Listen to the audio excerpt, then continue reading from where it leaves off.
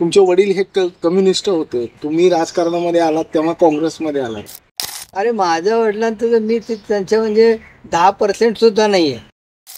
लक्ष्मण ढोबळे देखील ते तिथं रेल्वेने उतरायचे आणि त्यावेळेला ते आमच्या दुकानातून सायकल घेऊन मग ते कॉलेजला जायचे. कॉम्रेड नरसय्या आडम हे माझ्या वडिलांच्याकडे शिकायला माझ्या दुकानी आमच्या दुकानी येत. इतकं वैभव प्राप्त केल्यानंतर वडिलांना माझा बघितल्यावर खंत आहे.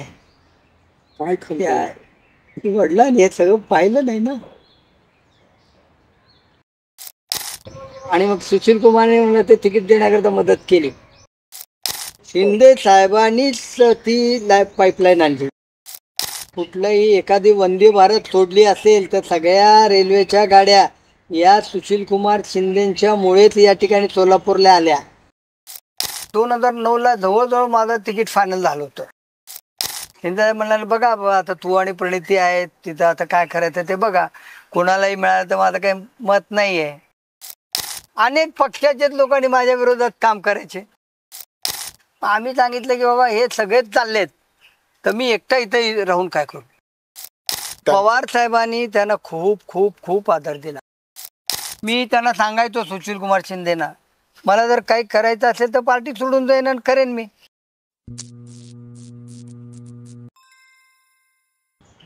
नमस्कार, ब्रेन न्यूज चॅनलच्या पॉडकास्ट कार्यक्रमामध्ये आपल्या सर्वांचं स्वागत. आज वेगळे अतिथी आहेत, पण शहराच्या राजकारणामध्ये नेहमीच अग्रस्थानी भूमिका निभावणारे आणि पक्षीय राजकारणामध्ये आपला दबदबा निर्माण करून नेत्यांच्या मर्जीनं शहराच्या विकासाला प्राधान्य देणारे आणि महापालिकेच्या एकूण राजकारणात जवळपास 30 वर्षाचा अनुभव असे एक गेस्ट आपल्यासोबत आहेत. त्यांचं नाव आहे UN बेरिया. नमस्कार सर. नमस्कार. 30 वर्षाचं राजकारण तर आपण जाणून घेणारच आहोत, पण आपला कौटुंबिक जो काही राजकारण 40-45 वर्षाचा 45 वर्षाचा तो तर जाणून घेणारच आहोत, पण कुटुंबाचं महत्व आणि तुमचे वडील हे कम्युनिस्ट होते, तुम्ही राजकारणामध्ये आलात तेव्हा काँग्रेसमध्ये आलात, हा प्रवास नेमका कसा आणि कशा पद्धतीने झाला? माझे वडील कॉम्रेड NR बेरिया हे कम्युनिस्ट पक्षाचे शहर सोलापूरचे फाउंडर आहे. नरसय्या आडम आणि कॉम्रेड बेरिया यांनी मिळून इथं मार्क्सवादी कम्युनिस्ट पक्षाची स्थापना केली. जवळपास हा काळ कुठला असेल? हा काळ मला वाटतं की ते 60च्या दरम्यानचा असेल. 60च्या दरम्यानचा. त्यावेळेला तर मी खूप लहान होतो, म्हणजे जन्माला 5-7 वर्ष झाले असतील. आणि त्यावेळेचा तो काळ होता आणि त्यावेळेस ते नगरपालिकेचे सभासद होते, म्हणजे नगरसेवक होते माझे वडील. मी जेव्हा लहान होतो त्यावेळेला माझे वडील नगरपालिकेचे सदस्य होते. ते जवळजवळ 10 वर्ष 2 वेळेला ते नगरपालिकेला निवडून आले. कुठल्या भागातून? ते लक्ष्मीविष्णू चाळ आणि रामोड त्या भागात. त्या भागात. आणि राहत होते आम्ही विष्णू मिल चाळीत राहत होतो. आणि विष्णू मिल चाळीत राहत असताना त्याच मतदारसंघातून ते निवडून येत होते. वडील काय म्हणजे चळवळीमध्ये, कम्युनिस्ट डाव्यांच्या चळवळीमध्ये येण्यामागचं कारण ते कामगार होते? लक्ष्मी महत्वाचा प्रश्न हा. ते प्रथम कलेक्टर ऑफिसमध्ये क्लर्क म्हणून काम करत होते. आणि जेव्हा ते बघितलं की इथं कामगारावर खूप अन्याय होतोय, लक्ष्मी विष्णू मिल, जाम मिल आणि अशा 7-8 मिल सोलापुरामध्ये होत्या आणि त्या मिलच्या कामगारांचे खूप हाल होत आहेत, त्यांच्यावर अन्याय होतोय, असं त्यांच्या जेव्हा निदर्शनात आलं तेव्हा त्यांनी कलेक्टर ऑफिसमधल्या नोकरीचा राजीनामा दिला. आणि मग त्यांनी ते कामगार चळवळीमध्ये भाग घेतला आणि तिथून मग ते कामगार चळवळीमध्ये जाऊन मग काही काळ त्यांनी लक्ष्मी विष्णू मिलमध्ये काम केलं क्लार्क म्हणून. आणि मग तिथलाही राजीनामा दिला. त्यांनी बघितलं की जेव्हा हे कामगारावर इथं अन्याय होतोय, कामगारांना 12 तास 10 तास काम करावं लागतं, कामगारांना वेळेवर पगार मिळत नाही किंवा कामगारांचे हाल होतात, त्यांना सुट्ट्या मिळत नाही.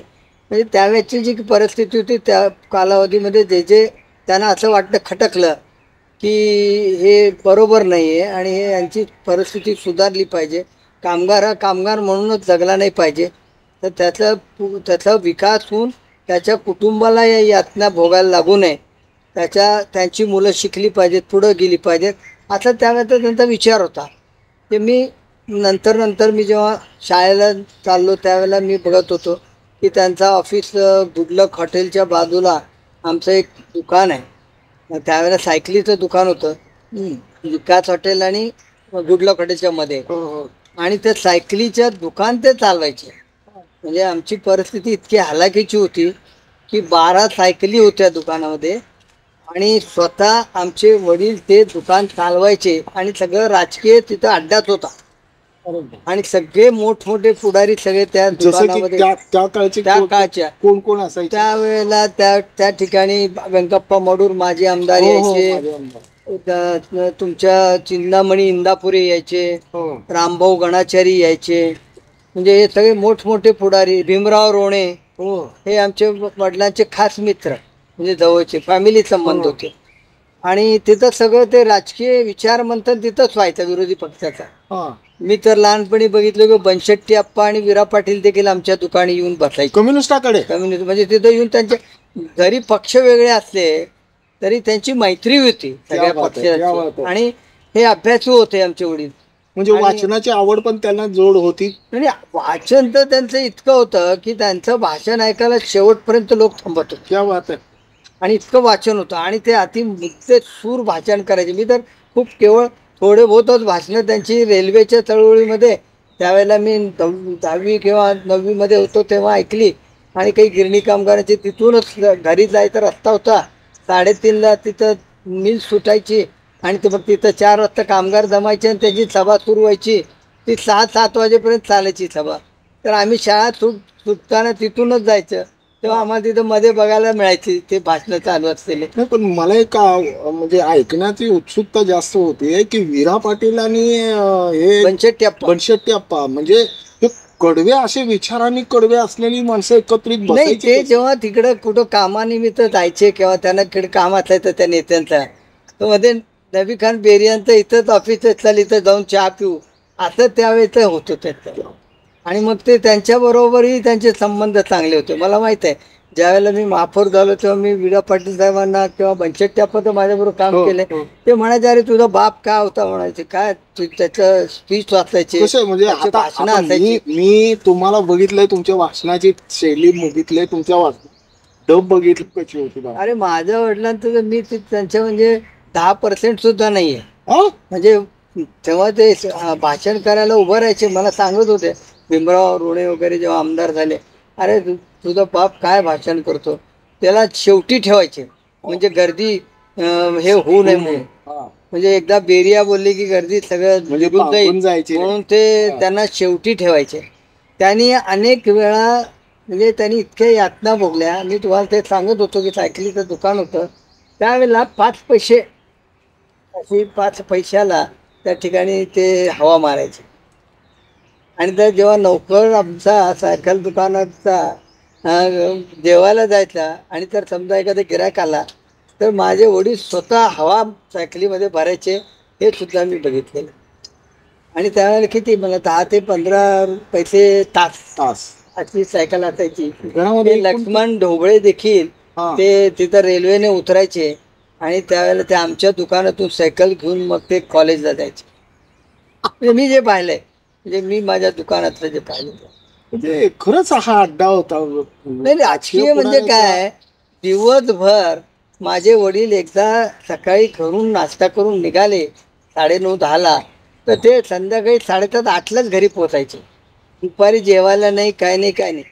त्यांचं कोणीही मेंबर आला कोणी भेटायला आले की त्यांच्याबरोबर विकास हॉटेलमध्ये चहाला जायचं, अर्धा कप चहा प्यायचा आणि बाजूला गुडलक हॉटेल असायचं तिथं चहा प्यायचं. म्हणजे मालकावर भांडवलदारावर आणि सत्ताधाऱ्यावर तुटून पडायचं काम म्हणजे बेरिया. म्हणजे त्या काळामध्ये मिल मालकांच्या विरोधामध्ये बोलण्याची हिंमत किंवा सरकारच्या विरोधात बोलण्याची हिंमत, इव्हन ते स्वातंत्र्य चळवळीचे मध्ये त्यांनी भाग घेतला होता. स्वातंत्र्य सैनिक देखील ते होते. इंग्रजांच्या विरोधामध्ये सुद्धा त्यांनी हे केलं होतं, आवाज उठवला होता. मला तर वाटतं की लहानपणी मी त्यांना अनेक वेळा असं पाहिलं की मोठी गाडी पोलिसांची यायची रात्री 11-12च्या नंतर आणि त्यांना मग ते जेलमध्ये घेऊन जायचे. कितीतरी वेळा पाहिलं माझ्या लहानपणी. कलेक्टर त्यावेळेला कलेक्टरला अधिकार असायचे आणि ते कलेक्टर डिस्ट्रिक्ट कलेक्टर म्हणून डिस्ट्रिक्ट ऑफिसर म्हणून त्यांनी ऑर्डर पास करायची की हे आता यांच्या याच्यापासून जे आहे ना गर्दी होणार आहे आणि यांच्या भाषणातून हे होईल म्हणून त्यांनी ते प्रोहिबिशनल ऑर्डर काढायचे आणि ते 3-4 ओळीचे ऑर्डर असते जे अजूनही त्यांच्या फायलीमध्ये बऱ्याचशा ऑर्डर मला दिसतात आणि मला वाटतं 2-4 महिन्यातून एकदा त्यांना ते जेलमध्ये टाकायचे. आणि असे शहरात ते बरेच नेते होते की याच्या पोलिसांची गाडी रात्रीतून त्यांना न्यायची. उद्या समजा त्यांचा संप आहे ती आदल्या दिवशी त्यांना 12 वाजताच उचलून न्यायचे किंवा एखादं त्यांचं आंदोलन आहे की मग त्यांना आधीच न्यायचे. आणि मग रेल्वेच्या संपामध्ये आणि मोठ्या अशा ह्याच्यामध्ये ते मला वाटतं की एरोडामध्ये जवळजवळ 6-6 महिने वर्षोवर्षभरची शिक्षा काढली त्यांनी. इतका जर का वेळ त्यांनी चळवळीला दिला असेल डाव्यांच्या चळवळीला तर पुण्यामध्ये एकूण कुटुंब किती होतं आणि तो उदरनिर्वाह कुटुंबाकडे त्यांचं लक्षच नव्हतं. किती होते मग? माझे कसे होते 2 काका होते माझे. ते त्यांच्यापेक्षा लहान होते आणि ते सगळं घर बघायचे. आणि तुम्ही किती भाऊ? आणि आम्ही 4 बहिणी आणि 3 भाऊ होतो आणि आम्ही सगळे लहान होतो त्यावेळेला. आणि ते त्यावेळेला राजकारणात होते म्हणजे त्यामुळे आमचे लहान काका जे होते ते घराकडे बघायचे आणि आमचे वडील फक्त सायकलीच्या दुकानात बसायचं तेवढं धंदा करायचे. त्यावेळेला किती 10-15 रुपये धंदा व्हायचा दिवसातून त्या काळामध्ये. आणि मग 5-6 रुपये 5 रुपये दररोजचे घरी द्यायचे 5-7 रुपये आणि मग त्यांच्या चहा पाण्याचा खर्च वगैरे त्यावेळेला काढायचे. म्हणजे अत्यंत कठीण परिस्थिती. हे संघर्षमय जीवन त्यांनी तर व्यतीत केलं पण तुम्ही त्यातले एक साक्षीदार. एक या गोष्टीचं एक साक्ष मला सांगा तुम्ही की आडम मास्तरची उभारणी बहुतेक बेरियांच्या समोरच झाली. कॉम्रेड नरसय्या आडम हे माझ्या वडिलांच्याकडे शिकायला माझ्या दुकानी आमच्या दुकानी येत शिकायला. म्हणजे त्यांचे वडील त्यांना शिकायला आमच्याकडे पाठवलं होतं आणि ते त्या काळामध्ये अनेक दिवस अनेक महिने ते आमच्या दुकानी यायचे आणि कशा पद्धतीने पार्टीमध्ये काम करायचा राजकारणात चळवळीत कशा पद्धतीने आपण सहभाग घ्यायचा हे आमच्या वडिलांनी दिलेले धडे आहेत मास्तरना. त्या साहेबांचे ते अत्यंत शिष्य आहेत आवडते आणि हे त्यांना मानस पुत्र मानायचे. आजही ते म्हणतात ना मी त्यांचा मानस पुत्र होतो. असे ऋणानुबंध संबंध एक तर नारायणराव आडमशी आणि भीमराव रोणेची हे फॅमिली मेंबर सारखे असायचे. कोणालाच ती माहित नाही किंवा तुमच्या स्मरणात आहे किंवा आडम मास्तरांना देखील ती गोष्ट माहित नसेल पण तुमच्या ती लक्षात आहे अशी एखादी घटना आठवते? नाही मला एवढं आठवतं की आम्ही राहायला लक्ष्मी विष्णू चाळीत होतो आणि तिथून आमचे वडील निवडून यायचे. तिथं नरसय्या आडम ते सगळं नरसय्या आडमचे वडील नारायणराव आडम ते दादरा पूर्ण चढून खाली उतरून सकाळी आमचे वडील उठण्यापूर्वी ते तिथं यायचे. त्यावेळेचे ते चमड्याचे चप्पल हे ते त्यांचे मला सगळं आठवतं. त्यावेळेला तिथं जर भेटायला यायचं असेल तर पण शेट्टी अप्पा ते गाडीमध्ये यायचे तिथं भेटायला. म्हणजे तिथं चाळीमध्ये ते यायचे आणि अनेक लोक अनेक नेते जे जुने काळातले ते सगळे तिथं जर भेट झाली नाही तर मग ते दुकानी यायचे. ते जिथं राजकीय आमचं ते त्या ठिकाणी दुकानात होतं. भीमराव रोणे, व्यंकप्पा मडू, इंदामणी इंदापुरे, रामभाऊ गणाचारी, जगन्नाथ भुईटे हे सगळे जे पूर्वाश्रमीचे जे कम्युनिस्ट आणि डावे पक्षाचे लोक आहेत लाल निशाण पक्षाचे लोक वगैरे त्या काळातले भरपूर. मी तर शाळेला जाता येता फक्त दुकाने 10-15 मिनिटं बसायचो पण मला हे सगळे तिथं दिसायचे सगळे. तुम्ही कुठल्या शाळेला होते? मी पानगलला एम ए पानगल हायस्कूल. कितवीपर्यंत शालेय? मी 10वी पर्यंत तिथे शिकलो. तो काळ चालत जायचं. तो काळ माझा होता तो बघा 62 पासून ते 71 पर्यंत होता. म्हणजे शालेय शिक्षण तर ते तिथून चालत जायचं 4-5 किलोमीटर लक्ष्मी चाळीतून निघायचं पानगलला चालत जायचं आणि चालत संध्याकाळी पुन्हा घरी जायचं दादरा ओलांडला. म्हणजे अशा पद्धतीचा प्रवास. तिथून शालेय नंतर महाविद्यालयीन शिक्षण कुठे झालं?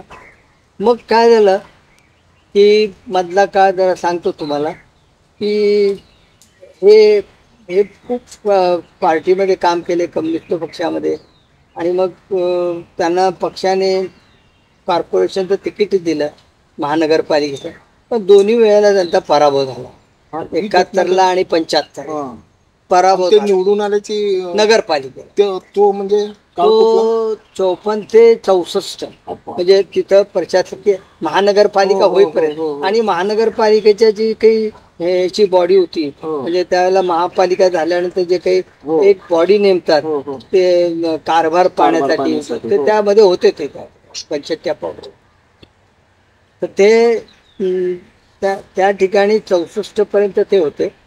आणि मग 64 नंतर 71 67 निवडणुका झाल्या, 71ला निवडणुका झाल्या. मी तर ते शिकत होतो अजून शाळेमध्ये. आणि मग 75ला झाला. 75ची निवडणूक फक्त मला चांगली आठवते, कारण मी त्यावेळेला ग्रॅज्युएशन होते. हो. मी त्यावेळेला ग्रॅज्युएट मध्ये शिकत होतो, BA मध्ये. हो. तर ती निवडणूक मला आठवते की ते काय त्याची पद्धत होती, काय त्यांचा एकदम काय- सिम्पल काय लिव्हिंग तसं? होता. हा. बघा ते मी त्यांच्याबरोबर आता प्रचाराला जायचो. आणि माझे मोठे भाऊ एवढं काही राजकारणामध्ये नव्हते, पण मी ग्रॅज्युएट झालो होतो म्हणून ते त्यांचा जरा विश्वास माझ्यावर होता. तर मी त्यांच्यावर जेव्हा जायचो तर त्यांच्याबरोबर 2-4 लोकांच्याकडे डबे घेऊन निघायचे. असे ते गोल डबे असायचे, मध्ये ते आपण जे पैसे सेव्हिंग करतो त्याचे हो, डबे हो, असतात ना, हो. त्याचे ते डबे असायचे. हा. आणि जेव्हा आपण ते प्रभात फेरी काढतो, त्या प्रभात फेरीमध्ये ते प्रत्येक घरामध्ये जायचे, नमस्कार करायचे, त्यांचा ओळख करून द्यायचे. मी बेरिया, बरेच लोक म्हणायचे हा मी तुम्हाला ओळखतो. मग ते म्हणायचे मला 1 रुपया टाका. म्हणजे वोट बी आणि नोट हा, बी. नोट म्हणजे द्या आणि प्रत्यक्ष वोट द्या. तुमच्या माझ्या वडिलांचं- वडिलांनी हे केलं. हा. इथंच केलं नाही हा. तर माझ्या वडिलांनी सोलापूर सोशल असोसिएशनची जी शाळा आहे, कॉलेज आहे, हो, हो, हो. एवढं मोठं झालेलं आहे, हो. त्याचे ते फर्स्ट जनरल सेक्रेटरी होते, पहिले जनरल सेक्रेटरी. हा. आणि ती शाळा मार्केटमध्ये होती, कुठल्या मार्केटमध्ये? इथल्या लक्ष्मी. लक्ष्मी मार्केटमध्ये. त्या मशिदीच्या वर ते काही क्लासेस हो, होते, हो, हो. तिथं ती शाळा सुरू केली. त्यांच्यावर काही लोक होते, ते पहिले जनरल सेक्रेटरी होते. आणि तिथं सुद्धा त्यांनी विद्यार्थ्यांची मदत तशीच सुरू केली, त्या डब्याने. मार्केटमध्ये व्यापाऱ्यांच्याकडे ते डबे घेऊन फिरायचे जे शाळेसाठी, आणि त्यांना सांगायचे जे काही ते रुपया 8 आणे तुम्ही टाका त्या डब्यात. आणि त्या डब्यातून ते मग ते शाळेचा कारभार चालवत. तशीच पद्धत निवडणुकीमध्ये पाहिली. मग मी त्यावेळेला माझ्या डोक्यात एक प्रश्न आला हा. की मी वडिलांना विचारलो, तुम्ही लोकांच्याकडूनच पैसे मागताय आणि तुमच्या समोर इतका मोठा कॅन्डिडेट उभा कोण आहे, होता? इस्माईल अल्लोडी, हा. ते खान फॅमिलीतून, हो, हो, ते पैसेवाले. हो. मी म्हणलं तेवढा मोठा कॅन्डिडेट तुमच्याकडे उभा राहिलाय, तुम्ही कसं निवडून येणार? समोरचा काँग्रेसचाच असा. काँग्रेसचा. हो. आणि हे कम्युनिस्ट. हो. त्याला कम्युनिस्टाचं एवढं नव्हतं ना, हो. एका दुसरंच निवडून यायचे. हो. तर ते म्हणायचे तसं नाही, म्हणले आपलं काम आपण करतो, आपण कष्ट करतो, कष्टकऱ्यांच्यासाठी आपण आंदोलनं करतो, त्यांच्यासाठी भांडतो. हे कुठंतरी लोक त्याचं हे करतील. आणि हे 1 रुपया घेण्या पाठीमागचा उद्देश त्याचाच आहे म्हणाले. हे एक तर आपण पैसे नाही, आपण पैसे खर्च करू शकत नाही, तर त्या माणसाने आपल्याला 1 रुपया आपल्या डब्यात टाकला तर त्याचा 99% वोट आपल्याला मिळणार.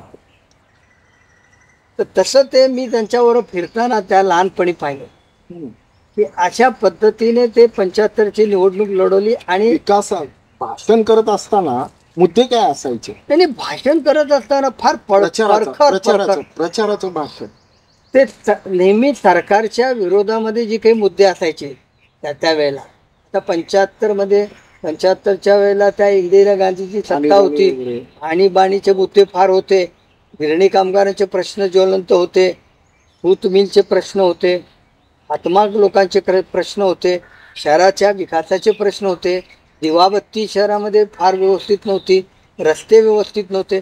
मी स्वतः पाहिलेलं आहे, जिथं मी लक्ष्मीपूर चाळीत राहत होतो तिथं आमच्या पूर्ण चाळीमध्ये, त्या दिलीप कॉलेज जिथून निवडून येतो, माझ्या वडील जिथून निवडून येतो, तिथं फक्त मी लहानपणी असताना बघितलं तेव्हा तेवढ्या पूर्ण चाळीत 10 बल्ब असायचे, 10 बल्ब फक्त.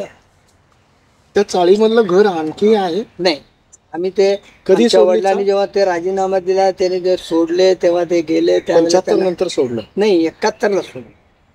75ला तिकडे सोडून कुठे आलात तुम्ही? आम्ही फॉरेस्टमध्ये. फॉरेस्टमध्ये. आणि मग फॉरेस्टमध्ये 2 निवडणुका लढवल्या आमच्यावर. हा. आणि मग मी राहायला फॉरेस्टमध्ये होतो आणि मी निवडून आलो लष्करमधून. तुमची पहिली की निवडणूक कधी? 85ला, 1985ला. तुमचा हा प्रवास ज्यावेळेस होत होता तेव्हा तुम्ही कम्युनिस्टाच्या घरामधून लहानाचं मोठे झालेले. तुमचं ग्रॅज्युएशन कुठल्या विषयामध्ये? Political science. मग तुम्ही वकिली हा व्यवसाय कसा काय निवडला? वडिलांच्या सांगण्यावरून की तुमच्या आवडीने? नाही, माझ्या वडिलांची इच्छा होती की मी वकील व्हावं हा. आणि मग त्यांची इच्छा पूर्ण करायची इच्छा, कारण माझे वकील LLB करता करता राहून गेले होते. त्यांनी LLB साठी ऍडमिशन घेतला. पहिला वर्ष त्यांनी पास झाले. लेबर कोर्टामध्ये, इंडस्ट्रियल कोर्टामध्ये ते प्रॅक्टिस करत होते. कामगारांची बाजू मांडण्याकरता त्यावेळेला ते ट्रेड युनियनचे अध्यक्ष होते. आणि त्यावेळेला फार मोठी ट्रेड युनियन होती आमच्या वडिलांच्याकडे महानगरपालिकेत.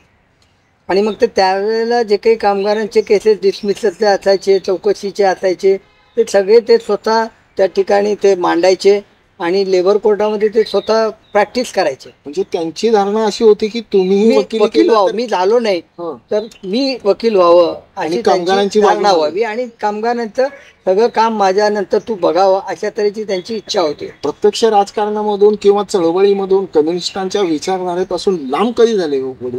नाही, मी काय झालो लांब ते कधीच झाले नाही. कम्युनिस्टच्या विचारात ते शेवटपर्यंत कम्युनिस्ट म्हणून राहिले. जेव्हा त्यांना जेव्हा मी शिकत होतो LLB 75ला ग्रॅज्युएट, 76ला झाल्यानंतर मी LLBला ॲडमिशन घेतला आणि मी 80ला साधारणतः मी हे झालो, वकील झालो. तर त्यावेळेला 78मध्ये त्यांना कॅन्सर डिटेक्ट, लंग्स कॅन्सर. त्यावेळेला एवढं ॲडव्हान्स सायन्स नव्हतं, एवढी ॲडव्हान्स मेडिकल ट्रीटमेंट नव्हती आणि ते चेन स्मोकर होतं. त्यावेळेला ते सिगारेट खूप प्यायचे आणि एवढे सिगारेट प्यायचे की डॉक्टर पग वसंकर त्यांचे मित्र होते, खास खास खास मित्र, फॅमिली संबंध. आणि मग त्यांच्याकडे ते दाखवायला गेले. तिथे डॉक्टर प्रधान होते, MD डॉक्टर प्रधान. ते प्रधानाने सांगितलं की बाबा तुझ्या लंग्स खराब झालेलं आहे आणि आता तुला ॲडमिट करावं लागेल. मग ते सांगितलं की ठीक आहे ॲडमिट करा म्हणून सांगितलं. आणि मग ते ॲडमिट झाले. ॲडमिट झाल्यानंतर त्यावेळेला एवढ्या सुविधा नव्हत्या. त्या फोटो काढायचे, एक्सरे काढायचे फक्त, बाकी कुठल्याच सुविधा नव्हत्या. आज ज्या लेटेस्ट सुविधा आलेल्या आहेत, MRI आहे, अमुक आहे, तमुक आहे, काहीच नव्हतं. ते सगळे लंग्स काळं दिसायचे. मग ते सांगितले की बाबा ते तुझं बायोप्सी करावं लागेल, वसंकरने सांगितलं, आणि ते बघावं लागेल तपासून वगैरे. आणि त्यावेळेला ते बायोप्सी करायची म्हणलं तर बायोप्सी केल्यानंतर 1 महिन्याने रिपोर्ट यायचे. म्हणजे एवढं, म्हणजे आम्ही तर एवढं बघितलं ना की आम्हाला हे होत नाही. म्हणजे एवढा मोठा विद्वान माणूस, अशा गोष्टी, पण परिस्थिती नाही. परिस्थिती नव्हती. पुढं तर असं झालं की त्यांना कॅन्सर डिटेक्ट झाला आणि मग वसंतरांनी सांगितले की बाबा एखाद्या वेळेला एखाद्या लंग्सला राहिलं तर आपण ते लंग्स काढून टाकू. तर त्यांना ऑपरेशन सिव्हिल हॉस्पिटलमध्ये करावं लागेल. आणि मग सिव्हिलमध्ये त्यांचं हे सगळं काढून ते फाडून घेतलं, दोन्हीकडचं बघितलं. ते दोन्ही बाजूला असल्यामुळे मग पुन्हा ते बंद करू. नाही तर एकावर असेल तर एक काढू, एकावर चालते, असं डॉक्टरचं ओपिनियन होतं. त्यावेळेला काही ॲडव्हान्स नव्हतं. सिद्धेश्वर कॅन्सर हॉस्पिटल नुकतंच सुरू झालेलं होतं. हे मी तुम्हाला 77, 78, 79चं सांगते. आणि त्यानंतर ते सिद्धेश्वर कॅन्सर हॉस्पिटलमध्ये त्यांना रेफर केलं सिव्हिलने. त्यांना ते त्यावेळेचे ते लाईट वगैरे जे म्हणतात ना, रेजेस द्यायचे ते वगैरे ते त्यांना दिलं. पण डॉक्टरांनी सांगितलं की 6 महिन्यापेक्षा इतक्या मोठ्या कडव्या विचाराच्या माणसाचा आपण मुलगा आहोत, त्याचा खरंच अभिमान वाटतो. अगदी त्यांच्यामुळे सगळं जीवन समृद्ध झालेलं आहे. तेव्हामुळे इतकं वैभव प्राप्त केल्यानंतर वडिलांना माझा आपण बघितलं खंत आहे. काय खंत आहे? वडिलांनी हे सगळं पाहिलं नाही ना.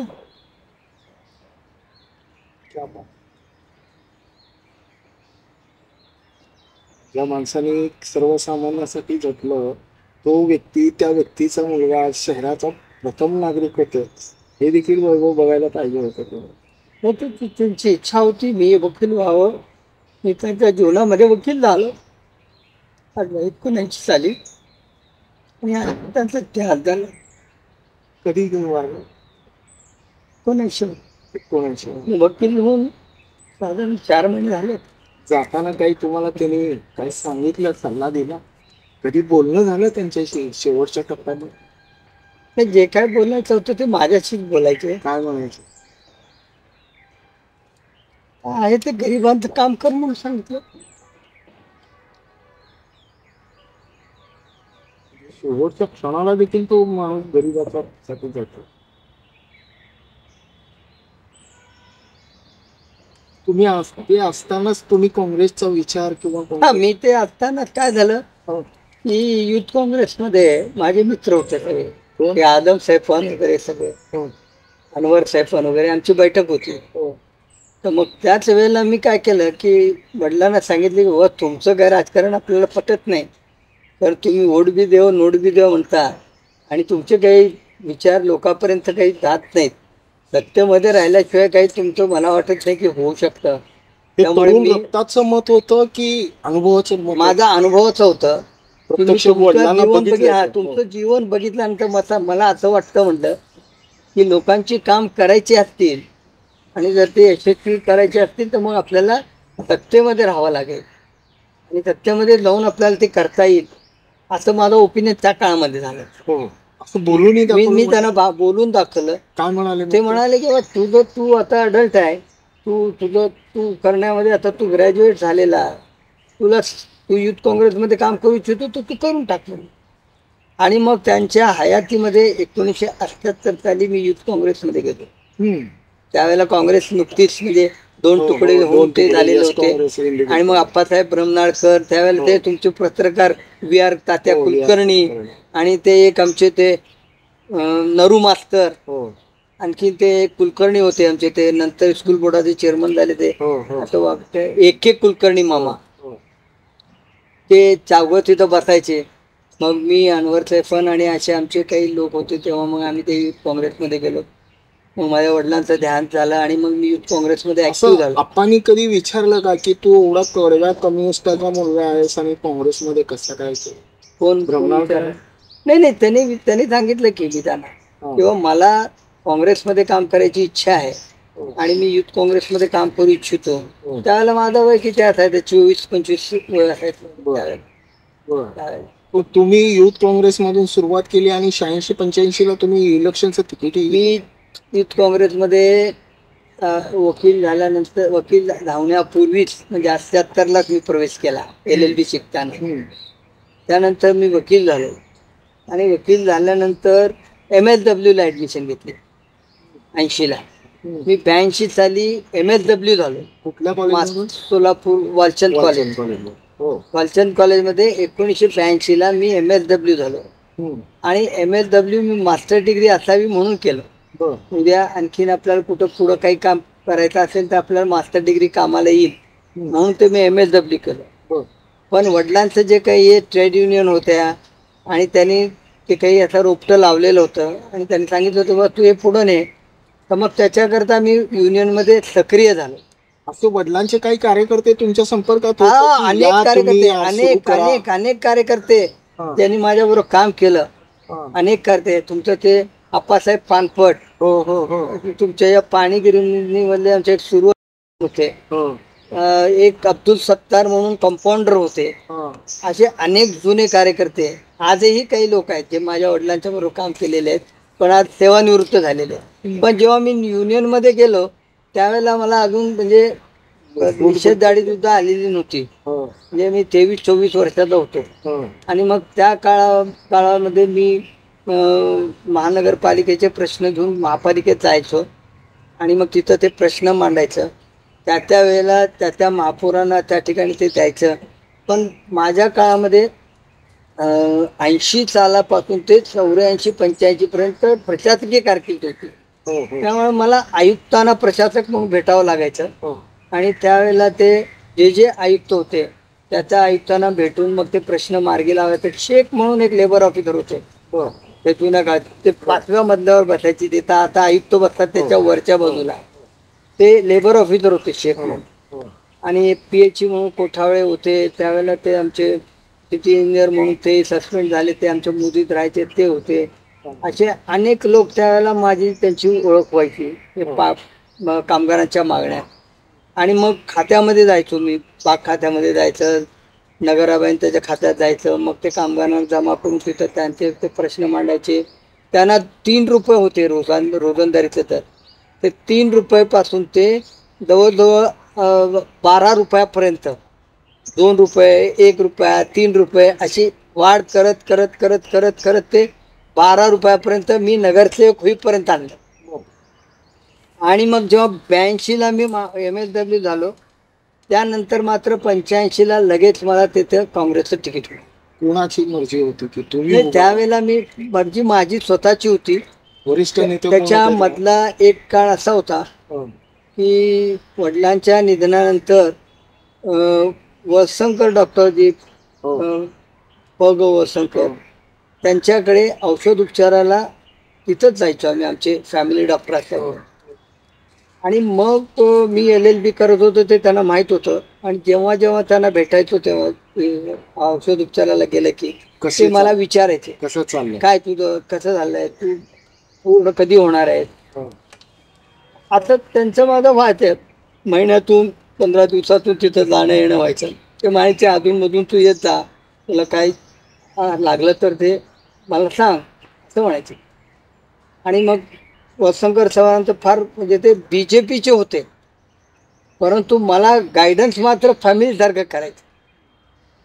आणि बघा कसं होतं, काळ कसा येतो आणि नशीब कसा आजमावतो. 84मध्ये कोर्टाचा सुप्रीम कोर्टाचा निकाल लागला आणि निवडणुका घ्या अशा पद्धतीचं हे झालं. ते चन्मल म्हणून एक होते काँग्रेसमध्ये, त्यांनी ती केस केली होती वार्ड रचनेच्या बाबतीमध्ये. ती हायकोर्टातून सुप्रीम कोर्टात गेली आणि ते सुप्रीम कोर्टाने सांगितलं की आता निवडणुका घ्या. 4 वर्षानंतर ते ऑर्डर झाली आणि मग 85ला निवडणुका जाहीर झाल्या. आणि मग मी वसंकरकडे जायचो त्यावेळेला मी त्यांना सांगत होतो की बाबा आता नगरपालिकेमध्ये तर वडील 2दा आले, महापालिकेला ते येऊ शकले नाहीत, तर माझी इच्छा आहे की मी ट्रेड युनियन चालवतो आणि मी निवडणूक लढू इच्छितो. मी विचारलो कोणाला, भाजपच्या माणसाला म्हणजे जनसंघाच्या. मग ते वडिलकीच्या भावनेतून मला म्हणाले की बघ तुझ्याकडे 25,000 रुपये शिल्लक आहेत का म्हणाले त्यावेळेला. तू आत्ता वकिली करायला लागला आता, आणि आता तुझ्याकडे 25,000 जेव्हा शिल्लक असतील, दर मार्च एप्रिलपर्यंत झाले तुझे, तर मला सांग मी तुला काय ते गायडन्स करतो. आणि मग म्हणायचं माझ्याकडे 25,000 तर नाही पण 10,000 रुपये असतील, 9-10 हजार.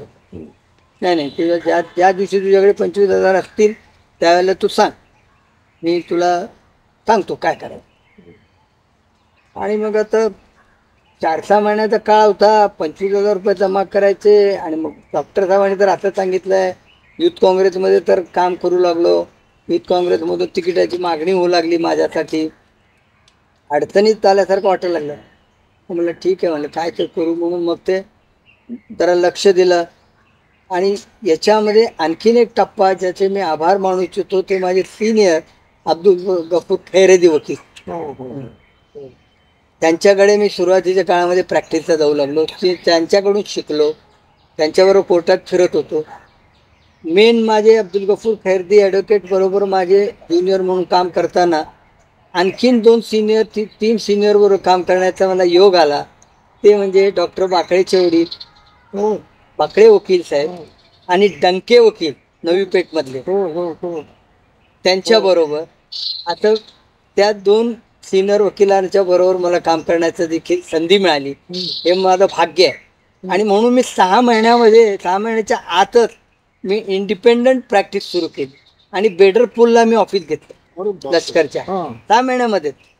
आणि मला तिथं 2-4 क्लायंट्स मिळाले तिथं ऑफिस काढल्याबरोबर, लोधी समाजाचे आणि बेडर समाजाचे. आणि तिथून माझे 25,000 रुपये जमा झाले. आणि इलेक्शन लागलो होतं 1 महिन्यामध्ये.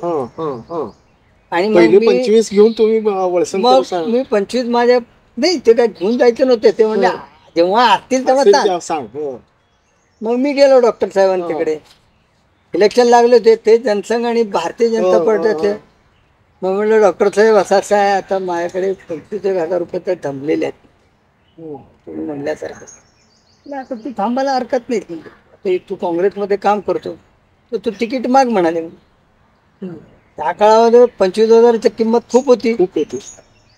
मग म्हणाला तू करू शकतो. आणि तुम्हाला आणखीन एक सांगतो म्हणजे की सांगण्यासारखं आहे, वडील वारले त्यावेळेला 42 रुपये त्यांचे बँकेमध्ये शिल्लक होते. कुठलंही शेत नाही, दार नाही, घर नाही, भाड्याचं घर सगळं असं. याला म्हणतात राजकारण. आज कोण करतात राजकारण? काय होतं त्यांच्याकडे?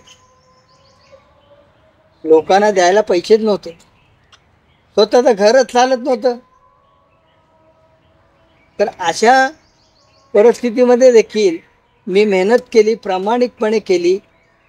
कोर्टामध्ये दिवसभर काम केलं, जामिनासाठी हिंडलो, जामीन केली. एवढंच नाही तर तालुक्यामध्ये जाऊन काम केलं. अक्कलकोट, पंढरपूर, बार्शी, माढा या कोर्टामध्ये देखील जाऊन काम केलं त्या 6 महिन्यामध्ये. आणि मग डॉक्टर साहेबांनी सांगितलं उभं राहा म्हणले. आता काय, कुठे पार्टी आहे, तू तुझ्या पार्टीकडे उभं राहा आणि तुझे निवडून येण्याचे चान्सेस आहेत म्हणलं. पार्टी तुमच्या पार्टीत निवडून येते म्हणलं. आणखीन एक बघा कसं असतं का, की माझा वार्ड आणि डॉक्टर साहेबांचा वार्ड शेजारी शेजारी. बाजूला लष्कर मधून उभं राहिलो. किती नंबर माझं त्या 65 नंबर का 66 नंबर होता, त्यांचा 64 नंबर का माझा 14 असं काहीतरी आहे नंबर. आणि मी राहायला ह्याला फॉरेस्टमध्ये, तिकीट मिळालं लष्करमध्ये. आणि डॉक्टर साहेबांचा वार्ड बाजूला, रायलीवाल्याचा बाजूला, आणि मी इकडं मौलाली चौक आणि त्या एरियातल्या झोपडपट्टीच्या एरियातून मला तिकीट दिलं. आणि मग सुशील कुमारने मला ते तिकीट देण्याकरता मदत केली. आणि मग पहिली भेट तेव्हाच झाली. म्हणजे काय कसं परिचय? पहिली भेट माझी झाली ती युनियनच्या लढ्यामध्ये. कामगारांना घेऊन ते मंत्री होते तेव्हा त्या लढ्याच्या बाजूने त्यांच्याकडे गेलो मी कामगारांना घेऊन. ही घटना कधीची? ही साधारणतः 80ची.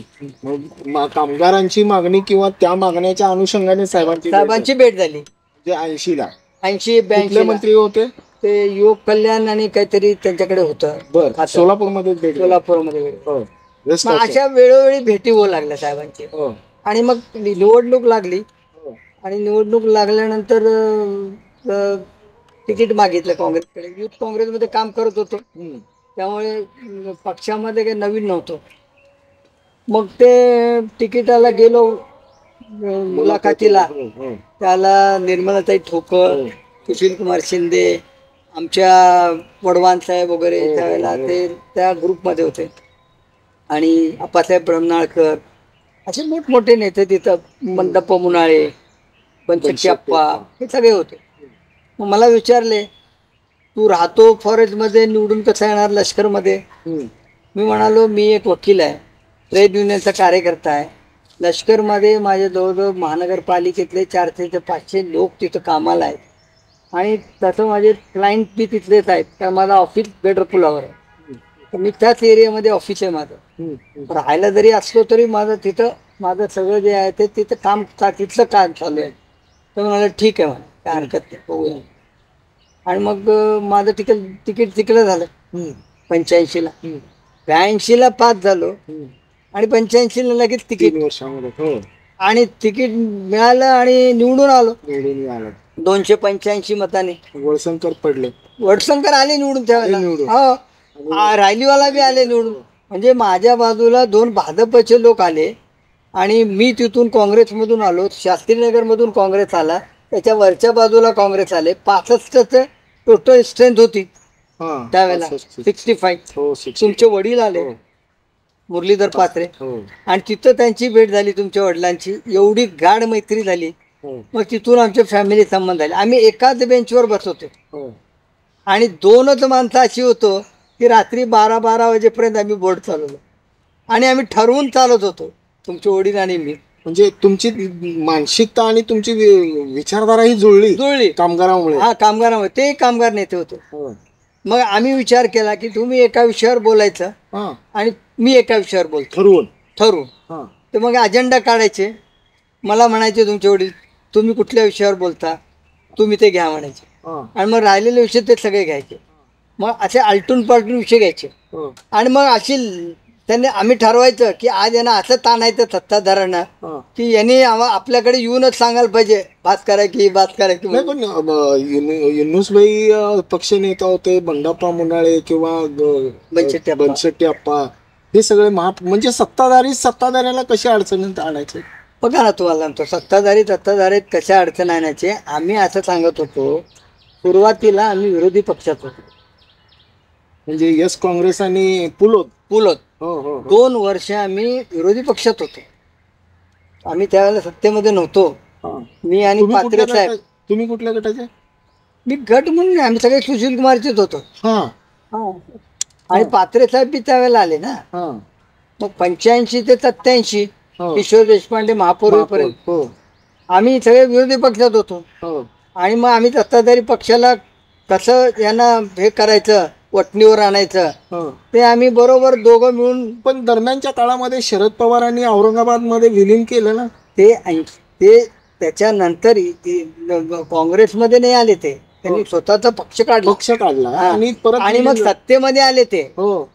84ला 85ला पुलोद म्हणून सत्तेवर आले. पूर्णचंद्र पुंजाल हे पहिले महापौर झाले. आम्ही विरोधी पक्षात होतो, मी आणि पात्र. आणि मग आम्ही ठरवायचं की बाबा यांना सत्ताधाऱ्यांना आज जरा शिकवायचं म्हणून. मग रात्री 11-12 वाजेपर्यंत बोर्ड चालायचा. आम्ही चालवायचो ना. कोण होते सभागृहामध्ये असे, म्हणजे की तरबेज? किशोर देशपांडे होते, वल्ल्याळ होते, दीना होते, अडम मास्तर होते, महेंद्रकर होते, मन्नी महाराज होते, बनशेट्टी अप्पा होते, असे विनोदबाई होते, असे अनेक दिग्गज, नरसिंग मेंगजी होते, रायलीवाला होते, असे दिग्गज सगळे मुरलीधर घाडगे होते, असे होते. अडममास्तरी होते ना. आणि मग अशा सगळे अडममास्तर आमच्या बरोबर असायचे, म्हणजे विरोधी पक्ष म्हणून. त्यामुळे आमच्या पॉलिसीमध्ये आम्ही जेव्हा बसायचं तेव्हा अडम मास्तरी आमच्या बरोबरच असायचे विरोधी पक्ष म्हणून. म्हणजे कामगाराच्या बाजूवर विषय आला तर तुम्ही तिघ एकत्रित? सगळे कामगारांचेच नाही, शहराचे कोणत्याही विकासाच्या विषयावर जिथं जिथं सत्ताधारी पक्ष चुकत होता तिथं तिथं आम्ही त्यांच्या विरोधामध्ये त्यांना सरळ करण्याकरता आम्ही भाषणं करायचो.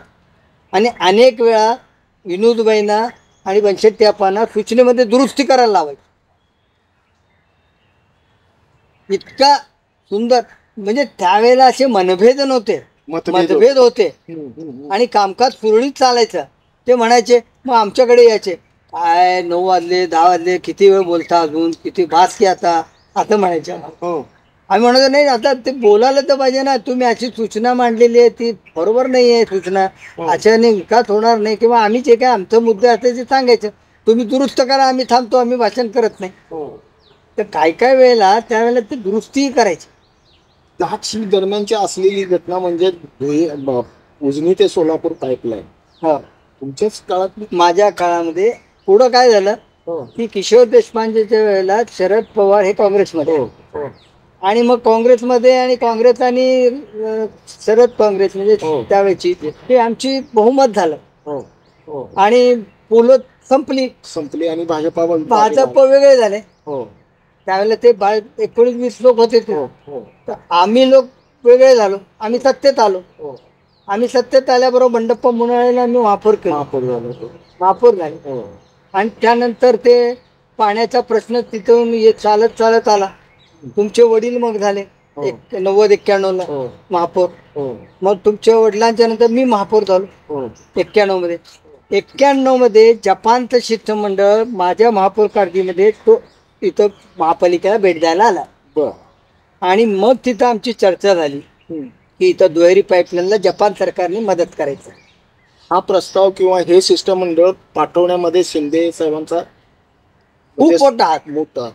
शिंदे साहेबांनीच ती पाईपलाईन आणली. असंही म्हटलं जायचं की बाबा पाईपलाईननं पाणी आणलं तर जे काही कालव्यानं पाणी येणार आहे आणि कालव्यानं पाणी आल्यामुळे शेतकऱ्यांना लाभ मिळणार आहे, असं धोरण असताना तुम्ही पाईपलाईननं आणायचं म्हणजे शरद पवारांच्या रणनीतीला एक मोठं आव्हान होतं. आणि त्यावेळेला शरदराव तर हायकमांड मध्ये होतेच, पण सुशील कुमार देखील महाराष्ट्रामध्ये खूप मोठं चेहरा होता सुशील कुमार. आणि सुशील कुमार शिंदे साहेबांनीच ही योजना, त्यावेळेला ते नगरविकास मंत्री होते, आमचं सर्क्युलर ठराव केला त्यांनी.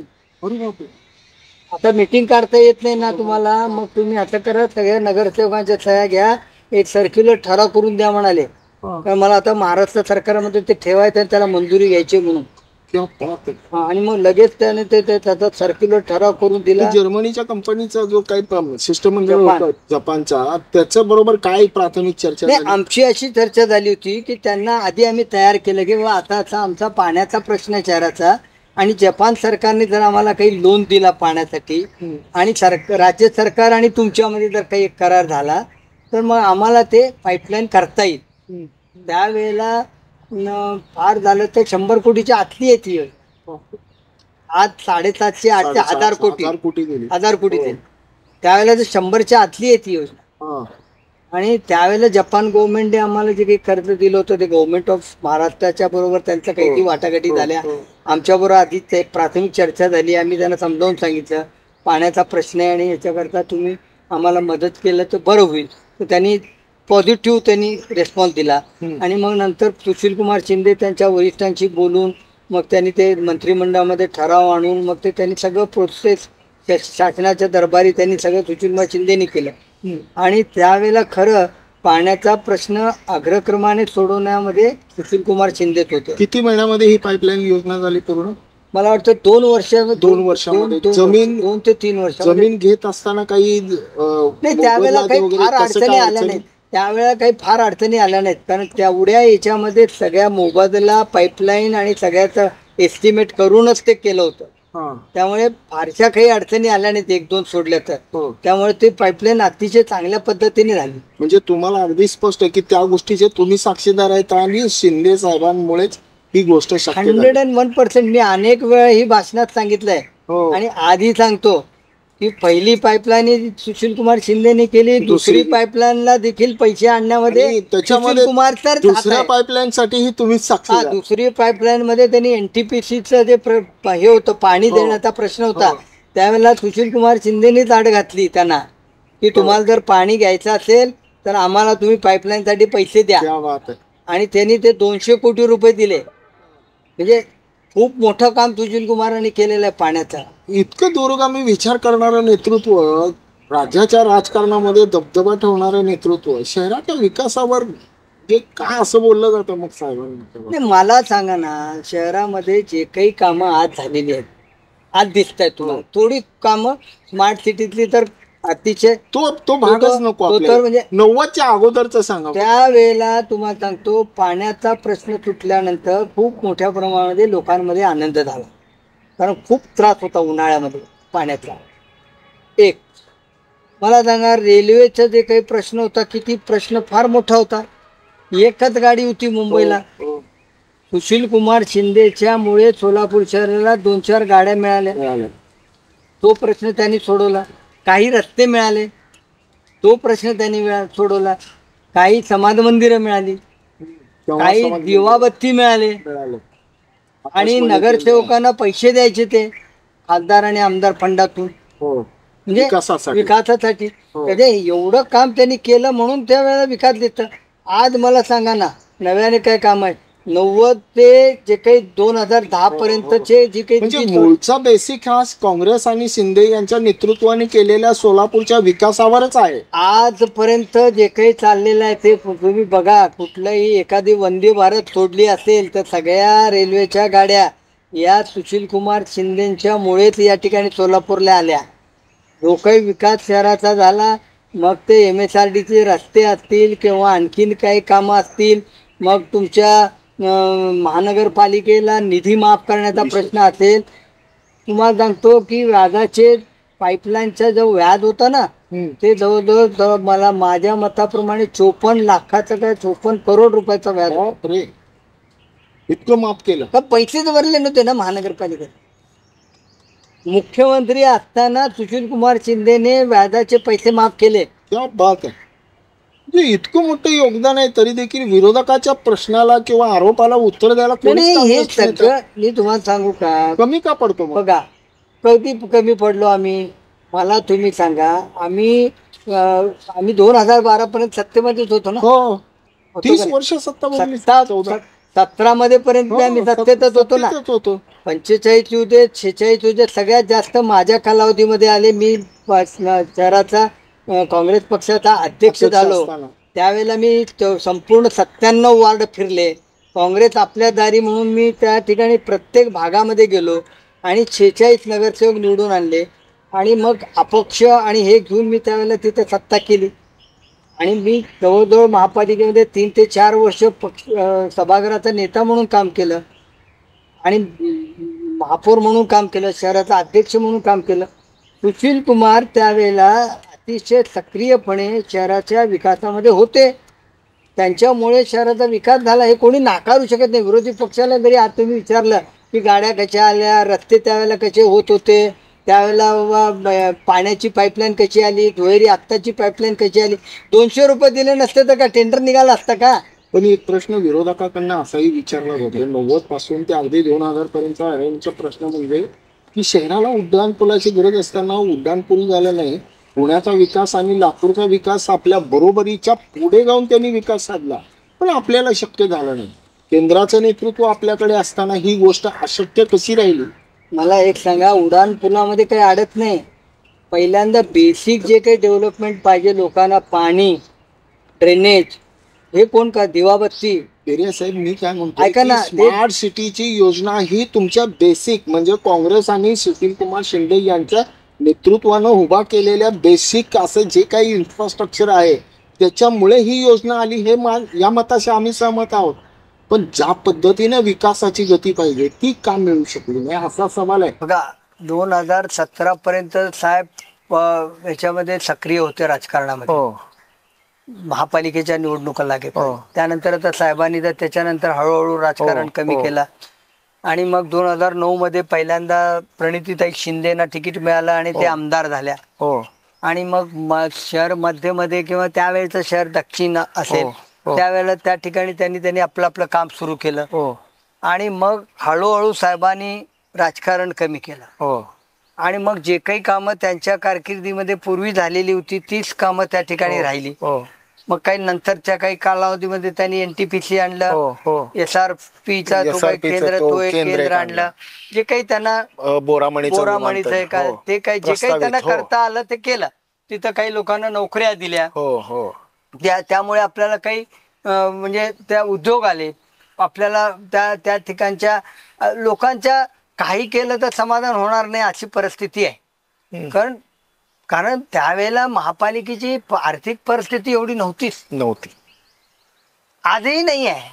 आजही मी म्हणतो ना, एक मोठी नगरपालिका तुम्ही जर म्हणला ना तर आपल्या महापालिकेच्या पेक्षा जास्त उत्पन्न असणाऱ्या नगरपालिका आहे. तुम्ही आधी 800-900 कोटी मध्ये आहे. 1000 कोटीमध्ये 1200 कोटीमध्ये महसूल, भांडवल, कर्ज हे ते मिळून 1300 कोटी आत्ताचं बजेट. मी आत्ताच सांगायला होतो. ह्या सगळ्या घटनेबरोबर आणखी एक घटना तुमच्या साक्षीची आहे, हद्दवाढ. ही देखील योजना तुमची, पण आरोप असा केला जातो विरोधकाकडून, मला फक्त वरून गोल दिसलं पाहिजे. नाही, बघा, त्यावेळेला ग्रामीण भागामध्ये एवढ्या लोकांची मागणी होती की आम्हाला शहरामध्ये घ्या. नाही, पण मला तुमच्याच पक्षातील वरिष्ठ नेत्यांचं म्हणणं असं होतं शिंदे साहेबांना की आपण MSRDC ची तिथे योजना घेऊ, विविध योजना तिथं अगोदर आपण कार्यान्वित करू आणि मग समाविष्टाचा निर्णय घेऊ. नाही, तुम्हाला सांगतो, तो गडबडीत झाल्याचा निर्णय म्हणतात. लोकांचा रेटा एवढा होता त्यावेळेला की आम्ही नगरपालिकामध्ये आलो, महापालिकामध्ये आलो तर आमचा विकास होईल, ही एक समजूत होती. त्यांची समजूत होती, लोकांचीच समजूत होती. नेते काय म्हणत होते ते वेगळे भाग आहे, पण प्रत्यक्षात नागरिकांचं काय म्हणणं होतं तिथले. बघा, मला सांगा, जितके आपण 11 गावं घेतली 1992 ला 91-92 ला किंवा त्याच्या साल मला आठवत नाही, 11 गावातल्या सगळ्या सरपंचांनी महानगरपालिकेमध्ये तिथं आम्हाला समावेश करा म्हणून ठराव केले. ठराव केलेला असतानाही हस्तांतर व्यवस्थित झालं नाही, शाळेचं झालं नाही, कर्मचाऱ्यांचं झालं नाही, सगळ्या बाबी एकदम होतच नाहीत.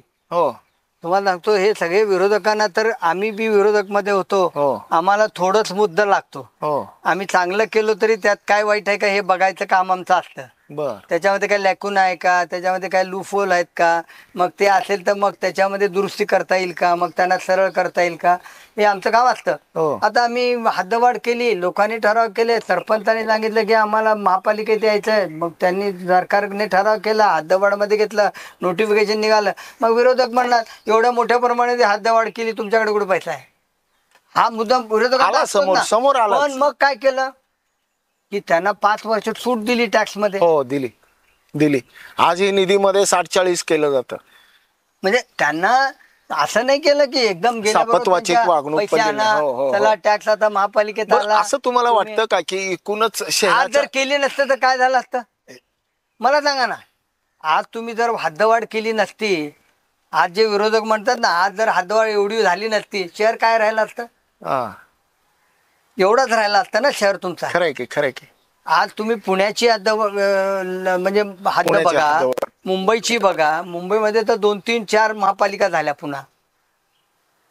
पुण्यामध्ये पिंपरी चिंचवड झाली, झालं का नाही. मिरज कुपवाडला महापालिका झाली, कोल्हापूरला झाली. आणि ह्या सगळ्या महानगरपालिका, आमच्यामध्ये राजकीय मतभेद फार आहेत सोलापूरला. अरे बाप. आणि सगळ्यात महत्वाचं, आम्ही विकासामध्ये मागं पडतो ते हेच कारण आहे, राजकीय अनास्था. राजकारण. श्रेय मला नको, तुला का मला. अरे बापरे. हा म्हणजे 40 वर्षाचा अनुभव आहे.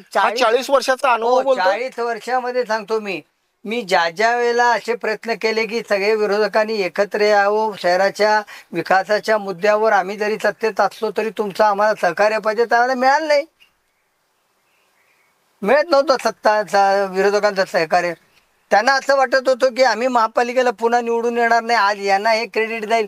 जसं पाण्याचं गेला, सुशील कुमार 10-15 वर्ष आरामाने निवडून आले, आम्ही मग येणारच नाही. मग 2017 जे काही झालं, 2 वेळेला सुशील कुमार शिंदेचा लोकसभेत पराभव झाला. आणि मग त्याला कारणं वेगळी असतील, म्हणजे हे काही कारण राजकारण असते, राजकारणाच्या विरहित देखील काही कारणं असतील, काही अनेक कारणं असतील त्याच्यामध्ये. त्यांच्या पराभवामध्ये एकच कारण नाही आहे, पराभवाला अनेक कारणं असतील. पण ते जेव्हा इथून खासदार म्हणून निवडून नाही आले तेव्हा आमची ताकद कमी झाली ना ऑटोमॅटिकली. नक्कीच. पण शहराच्या आणि पक्षाच्या राजकारणामध्ये इतका दबदबा निर्माण करणारे बेरिया हे 2009ला खरंच नाराज झाले का? 2009ला नाराज नाही झालो मी.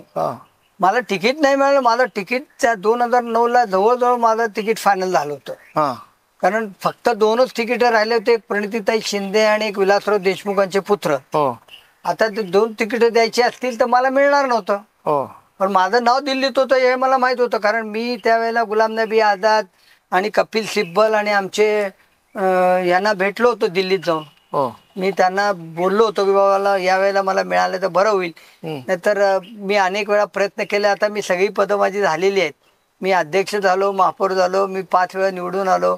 आता मला माझं राहिलं ते आमदार. मी शिंदे साहेबांना नाही भेटलो त्यावेळेला. काय म्हणाले? शिंदे साहेब म्हणाले बघा आता तू आणि प्रणिती आहेत तिथं, आता काय करायचं ते बघा, कोणालाही मिळालं तर माझं काही मत नाहीये. म्हणजे ताकद कमी पडली तुमची? नॅचरली ना, हे काय मी सांगायची गरज नाहीये. जेव्हा 2 महान नेते, माजी मुख्यमंत्री, त्यांचे वारसांना तिकीट देण्याची जेव्हा बाब येते त्यावेळेला ते तिथं त्यांनाच मिळणार ना. इथूनच साहेबांमध्ये आणि तुमच्यामध्ये मतभेद सुरू झाले? मी नाही, तिकीट नाही मिळाली म्हणून मी कधीच नाराज झालो नाही. मी म्हणलं नाही, आपल्या नशिबात नाहीये. आमचा खूप मोठा विश्वास देवावर असतो. ज्या वेळेला आम्ही जन्माला घेतो त्या वेळेला आमचं सगळं लिहिलेलं असतं की तुझ्या मरण्यापर्यंत काय काय होणार आहे. अरे बापरे, इतका विश्वास आहे. त्यामुळे आम्हाला मिळालं नाही म्हणून कधीही नाराज झालो नाही. तिकीट मिळालं नाही म्हणून आम्ही कधीच, मी सुशील कुमारवर आज देखील नाराज नाही. एक अशी तुमची स्ट्रॅटेजी आहे? प्रणितीवरही मी नाराज नाही, कारण मला त्यांनी खूप आदर दिलेला आहे, खूप सन्मान दिला, पक्षामध्ये दिला, पक्षाच्या सगळीकडे दिला. मी फक्त राष्ट्रवादीमध्ये गेलो महेश कोठे आणि सुधीर खरटमलमुळे. काय इतकं जीवापाड प्रेम करणारे आणि कमी पडलं त्यांचं प्रेम? नाही, प्रेम कमी पडलं नाही. माझ्या बरोबर जे लोक राजकारणामध्ये होते ना, माझे 20-25 वर्षाचे साथीदार होते आणि त्यांनी माझ्याकडून आश्वासन घेतलं होतं की आम्ही राष्ट्रवादीत गेलो तर तुम्ही आमच्या बरोबर यायला पाहिजे म्हणून. एक तर आमचा मित्र गेला बिचारा देवा घरी. हो. कुठलीही गोष्ट महेश कोटे मला सांगितल्याशिवाय करत नव्हता. बाप. आणि त्यांचे तेवढंच नाही तर माझे त्यांच्या वडिलांच्या बरोबर खूप मोठे संबंध होते. हो. दर महिन्यातून 2 वेळा त्यांच्याबरोबर आम्ही त्यांच्या घरी जाऊन जेवण करायचो. हम्म. तात्या कोठे एक महान नेते सोलापूरचे होते आणि ते भल्या भल्याना कधी ऐका तरी माझा त्यांच्या प्रश्न पुढे यायला घाबरायचे. हा अनुभव म्हणजे मी बघितलं प्रत्यक्ष. भल्या भल्याना जमलं नाही तात्यांना बाटलीत उतरायचं. तुम्हाला कसं शक्य नाही झालं? नाही, मी ते बघा, ते माझ्या कामापासून खुश होते. हा. ते म्हणायचे काही असू दे, हा निवडून येतो तिथून. अनेक पक्षाचे लोकांनी माझ्या विरोधात काम करायचे नागर महापालिकेच्या मध्ये. हा. मी नावं सांगत नाही आज. हो माहित आहे माहित आहे. हा, तर मग ते सगळे काम करायचे. हा. पक्षाचेच लोक माझ्या विरोधात हो, काम करायचे, पण मग निवडून यायचो ना मी. हो. माझ्या घराघरापर्यंत चुलीपर्यंत संबंध असायचे आणि मी कामही तसंच करत होतो. जिथं इतकी घाण होती, इतकं पाणी होतं, जितकं इथं सगळं चालता येत नव्हतं, अशा परिसराला सगळं मी स्वच्छ करून टाकलं. माझा प्रश्न अणोतरी जर राहिला की मित्राचं प्रेम इतकं जड झालं का की मायेनं गोझारणारे म्हणजे म्हणजे शिंदे साहेब यांचं प्रेम कुठं कमी पडलं नाही, मला शिंदे साहेबांचं प्रेम कमी पडलं असं नाही. जरूर मतभेद होते आमचे. कधी मतभेद होते, कधी होते. हो. 14 जेव्हा नंतर. काही तिकीट द्यायचं असेल, हो. जेव्हा काही कोणाला पद द्यायचं असेल, हो. तर जेव्हा काही असे आमचे म्हणजे हॉट डिस्कशन व्हायचा. हो हो हो हो. तात्याही समोर असायचे, यलगुलवार असायचे, सुधीर असायचं, हो. पण कधी मनभेद नव्हते. पण म्हणजे तेवढ्या काळाची गरज होती ना त्यांना तिकीट देणं. तुमचा बघा, जरी विरोध राहिला तरी बघा, गरज होती काळाची. बघा, मी नको म्हणत असताना सुशील कुमारांनी मला शहर अध्यक्ष केलं. माझ्याकडे 2 पदं दिली. 2 पदं दिली. मी एक इकडे कॉप्टर, नेता बी होता, नाही नेता बी होतो, सभागृह नेता आणि इथं अध्यक्ष बी होतो. मला कुठं त्यांनी कमी पडू दिलं नाही. तुम्ही खूप बघितलं का? विश्वास हो तुम्ही. मी राष्ट्रवादीत जरी गेलो हो. तरी तुम्ही कधी बघितला का मी कधी प्रणितींच्या, कधी शिंदे साहेबांच्या विरोधात कधीच नाही. कधीच त्यांनी नाही. माझ्या विरोधात कधीच नाही. कधीच म्हणजे नाही. मी त्यांना सांगून आलो. मी त्यांना सांगितलं की बाबा आता मी तिकडे जाणार आहे, मी काही काँग्रेसमध्ये राहत नाही. काय म्हणाले मग? तुम्ही विचार करा म्हणाले. एवढे वर्ष गरज होती हो साहेब त्यांना. काय त्यांना ते म्हणाले तुम्ही एवढे वर्ष काँग्रेसमध्ये आहात, आता एवढ्या वर्षानंतर तिकडे जाणं किंवा इकडे करणं तुम्हाला काय कसं वाटतंय ते बघा म्हणाले. म्हणलं नाही, मला आता तिथं माझे सगळे लोक नाही, पण मित्राची जरी हाक तुम्हाला आली तरी गरज होती त्यांना तुमच्या. काही गोष्टी बघा, काही गोष्टी आता तुम्हालाही माहित आहे, शहरालाही माहित आहे, सगळ्या बदलत गेल्या का नाही. हो, बदलत गेल्या. जेव्हा पूर्णपणे सुशील कुमार शिंदे सगळे पार्टी बघायचे, त्यांच्या बरोबर कोण असायचे शिंदे साहेबांच्या बरोबर? हे तुम्ही. तात्या कोटे, एलगुलवार साहेब, मी, धर्मण्णा सादुल, बेरिया आणि सुधीर खरटमल. किचन कॅबिनेटच होतं ना. किचन कॅबिनेट अगदी रेल्वेच्या आणण्यापासून ते गाडीमध्ये येऊन त्यांना त्यांच्या बरोबर रात्रंदिवस राहणं, त्यांच्या बरोबर फिरणं, हे आम्ही त्यांचा नेता म्हणून आमचं काम होतं. आम्हाला त्यांनी आम्हाला तेवढा आदर दिला, सन्मान दिला, आम्ही त्यांना त्याच्यापेक्षा जास्त दिला. ते आमच्या वडीलधारी होते आमच्या, आणि त्यामुळे कुठेही मतभेद नव्हते. हा, आमचे जरूर काही बाबतीमध्ये आमचे विचारामध्ये फरक होता. तेव्हा त्या पक्षावरची हळूहळू जेव्हा सगळं पकड त्यांची सैल होत गेली आणि मग नवीन नेतृत्व आलं, नवीन नेतृत्वांमध्ये फरक पडलं. अनेक गोष्टी आम्हाला जे वाटल्या नाहीत, आम्ही त्यांना बऱ्याच वेळा आम्ही हे सांगितलं की साहेब तुमच्या बरोबर इतका फौजपाटा असतो, एवढं बंदोबस्त, तुम्हाला एवढं संरक्षण, लोक तुम्हाला भेटू शकत नाहीत, तुम्ही गृहमंत्री आहात, याचाही परिणाम होऊ लागलेला आहे लोकांमध्ये. लोकांना सर दोरीने बाहेर काढलं जातं. पण बारकावे सांगण्यामध्ये तुम्ही खूप माहीर होत. नाही, मी काही साहेबांना मी काही लपवत खूप बारकावे सांगायचो तुम्ही. मी साहेबांना मी भांडलोय साहेबांची तेवढं. तुम्ही जर त्यांचा इंटरव्ह्यू घेतला तर तेही तेच म्हणतील आणि ते जाहीर भाषणातून ते सांगत होते. की बेरिया माझ्यावर खूप हो भांडतात, हो हो आमचं भांडण होतं पण आम्ही तेवढंच प्रेमाने वागतो. खरंच साहेबावर प्रेम होतं जेव्हा आधी आहे माझं आजी आहे साहेबांच्यावर. आजी आहे आधी आहे. आजी आहे मी पण शरदराव नाही तेवढंच प्रेम करतो. मला शरदरावच्या पार्टीत मी नव्हतो तरी शरदराव मला नावानिशी ओळखायचे. म्हणूनच त्यांनीच माझं नाव महापौर म्हणून लिहिलेलं होतं. म्हणूनच माझा प्रश्न असा आहे की ज्या वेळेस काँग्रेस पक्ष हा एकत्रित होता त्यावेळेस दोन गट होते, एक पवारांचा गट आणि एक शिंदेचा गट. आणि बेरिया हे नेहमीच मला सुशील कुमार बरोबर आले. शिंदे गटामध्ये दिसायचे आणि पवार गट हा वेगळा होता. हे गट नेमके कसल्या विचारधारेने आणि कुठल्या तत्वाने झालेले होते? नाही दोन नेते फक्त, काय त्याच्यामध्ये पार्टी एकच. कोण कुठं पार्टीच्या निर्णयाच्या मध्ये कधी येत नव्हते. आता मला प्रयत्न करायचा असेल वैयक्तिक पातळीवर ऐका ना. खूप भयानक यांचं नाही, अंतर्गत मला वाद आता असायचा. वैयक्तिक पातळी मी कधी बघितलं नाही, एका दुसरा असेल प्रश्न. पण हे कशाला असायचे की आम्हाला महानगरपालिकेमध्ये आमची काही पदं मिळवायची असेल तर आम्ही सुशील कुमार शिंदे यांच्याकडून यायचे, ज्यांना शरद पवार साहेबांच्याकडून यायचे ते शरद पवार साहेबांच्याकडून यायचे. शेवटी दोन्ही नेते एकत्र बसूनच निर्णय घ्यायचे. हा मग त्यांचे काय असायचे यांचे काय असायचे. त्यावेळेस निर्णय अपेक्षित होता की तुम्ही पवार गटांकडे असावं, कारण महापौरांचं नाव म्हणून जे आहे ना तुमच्या नावाची शिफारस पवारांनी पवार साहेबांनी केली. तरी देखील तुम्ही शिंदे गटामध्ये दिसताय. नाही मी शिंदे साहेबांच्या बरोबर राहिलो आणि माझं त्यावेळेला खूप शिंदे साहेबांच्या बरोबर खूप म्हणजे खूपच जवळचं नातं होतं माझं.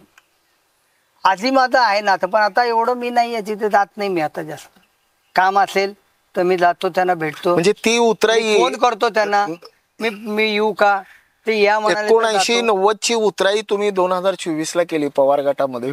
पवार गटाची उतराई म्हणून नाही. बघा जेव्हा माझे मित्र सगळे इकडे गेले, बाकीचे सगळ्यांचं असं चाललं तिकडं काँग्रेसमध्ये असं म्हणजे कोणाचं काही ठाऊक ठिकाणं नाही असलं, अशा पद्धतीनं सगळं कारभार होऊ लागला.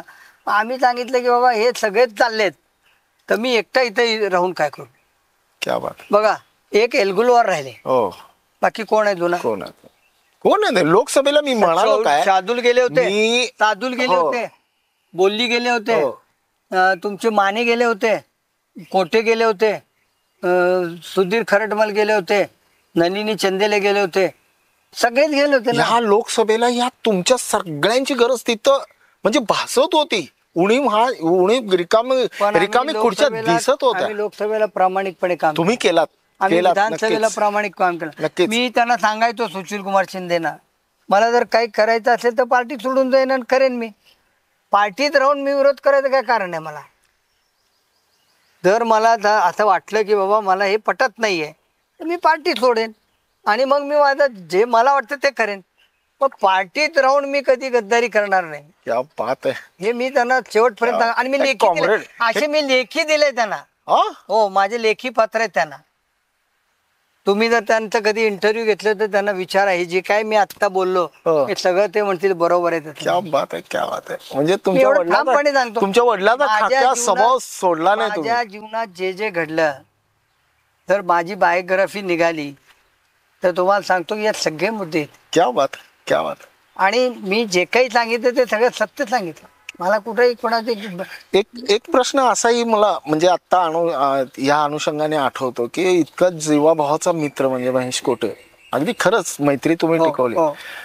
ज्यावेळेस मित्र हे असे निर्णय घेत होते की कधी शिवसेनेत, कधी अपक्ष, कधी परत शिवसेनेत, कधी परत भाजपाच्या एका खुनावणीला ते प्रतिसाद द्यायचे, ह्या सगळ्या गोष्टी माहित होत्या तुम्हाला? मला माहित होतं. मला मनाला कधी सल्ला दिला का तुम्ही? मनाला मला फार वेदना व्हायच्या आणि मी त्यांच्याकडे जायचो, त्यांना सांगायचो तुमचा हा निर्णय चुकीचा होऊ लागलेला आहे, तुम्ही हे निर्णय घेऊ नका. पण त्यांच्या डोक्यात काहीतरी त्यांच्या जे काही सल्लागार मंडळ वगैरे असायचे ते काही हे करायचे नाही. ते हसायचे, काय करू, मला या अशा अडचणी आहेत, काय करू मी आता याच्यामध्ये मी काय करू असं म्हणायचे मला. मी त्यांना मला खूप वेदना व्हायचे. मी त्यांना सारखं सांगायचो तुम्ही सारखं असे पक्ष बदलू नका. इव्हन आता त्यांचं ते राष्ट्रवादी सोडून जाण्याचं सुद्धा काही वावळ्या उठल्या ना तर मी गेलो त्यांच्याकडे. मी त्यांना सांगितलं तुम्ही हा कधीही निर्णय घेऊ नका असला, आता फार झाला, आता काही करू नका, तुम्हाला आता तुम्हाला तिकीट देण्याचं त्यांनी कबूल केलं, आता तुम्ही इकडं तिकडं करू नका म्हणलं. नशिबात असेल तर मिळेल, नसेल तर नाही मिळणार असं सांगितल्यानंतर ते म्हणाले नाही मी आता काय नाही करणार. मुलाला तर त्यांना एकनाथ शिंदेकडे हो, कोण न्यायचं, खूप, कोण खूप, कोणाकडे हो, भाजपकडे हो. न्यायचं, देवेंद्र आमचे मुख्यमंत्री आहेत त्यांच्याकडे न्यायचे. पण आता त्यांना न्यायचे कोण कोण त्यांना न्यायचे. पण महेश कोटे आणि त्या पण पवार साहेबांनी त्यांना खूप खूप खूप आदर दिला. महेश कोटे दिला. पवार मी साहेब- म्हणायचो त्यांना की वन वे मध्ये गेलात तुम्ही, आता 100 किलोमीटर तुम्हाला यू टर्न मिळेल. खरंय का ते? नाही नाही म्हणजे घुसमट व्हायची म्हणे त्यांची. नाही नाही. मग पवार साहेबांनी खूप त्यांना हे दिला. पवार साहेब इतकं साथ कोणालाच दिले नाही माझ्या जीवनात. आज मी तिला महेश कोटे यांच्या निधनानंतर प्रथमेश कोटे द्विधा मनस्थितीत आहे. एक वडिलाचा खरा सच्चा मित्र म्हणून काय सल्ला द्याल त्याला? नाही, त्यांनी त्यांचा निर्णय घ्यावा. त्यांना त्यांचे प्रश्न त्यांचे मांडतात. त्यांना मी सल्ला देण्यामध्ये अर्थ नाही याच्यामध्ये. माझं एवढंच म्हणणं आहे, जे त्यांना जे योग्य वाटतं त्यांच्या भविष्यासाठी ते त्यांनी त्या पद्धतीने निर्णय घ्यावा. खूप अर्थपूर्ण बोललात बरं का, मार्मिक आणि अर्थपूर्ण बोललात. ह्याचं किती खोली आहे हे मी जाणू शकलो. खरंच. पण एक 40 वर्ष राजकारण केलं साहेब, चारित्र्य खूप सांभाळलं. तो काय बघा, बेरिया आहे, कधीच मला राजकारणामध्ये असं डाग दिसला नाही. राजकारणामध्ये तुम्ही पत्ते पाळलं तुम्ही. राजकारणामध्ये जोपर्यंत तुम्ही असं निष्कलंक असत नाही ना, तुमचं व्हॅल्यू नसतं. व्हॅल्यू जातो तुमचं. क्या लोक ओळखतात. नाही, खूप संधी आली असेल. अरे काय कमवलं नसतं मी, हा, काय मिळालं नसतं मला दुसऱ्या पक्षाच्या ऑफर होत्या. 15 मला दुसऱ्या पक्षाच्या ऑफर होते कुठल्या MLA साठी. कुठल्या नाही मी सांगतो ना, झालेली गोष्ट आहे. कुठल्या आता मी सांगत नाही. ते सगळ्या भाजपची, भाजपचे, शिवसेनेची, सगळ्या पक्षांनी मला शिवसेनेची. सांगितलं होतं, जर तुम्ही येत असाल तर आम्ही तुमच्याकरता प्रयत्न करू. पण म्हणलं नाही, होत नाही. म्हणजे विचारधारा ही पक्की होती. नाही, होऊच शकत नाही.